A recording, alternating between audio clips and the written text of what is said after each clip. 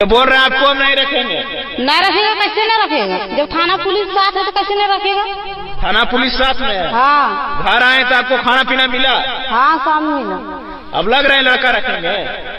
रखते ना तो जैसे काम पहले से आप दोनों में संबंध भी बना था। हाँ सब कुछ हो रहे गाँव में से हल्ला हो रहे तो नहीं जाना है। गाँव में पूरा हल्ला हो रहा है। पूरा हल्ला हो रहा।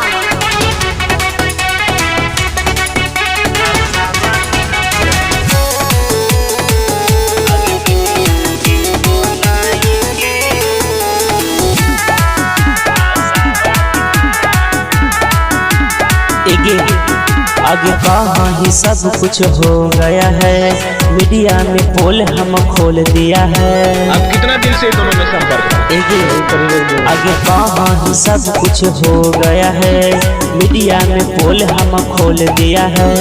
तू ही तो हमरा बोलावा हानि आइए दिए ना कि चूमा होठे पे देंगे करे जहाजी आइए मिले ना कि चूमा होठे पे देंगे राजा जी आइए मिले ना कि अब मीडिया के बोलाई के फांसा वही हमारा ना।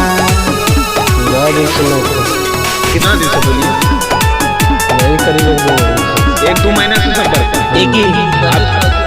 तू कैली प्यार छोड़ी हम कैली प्यार गे, दिलियो ना धोखा छोड़ी तब कैली बार गे। कितने बहन हैं? दो बहन।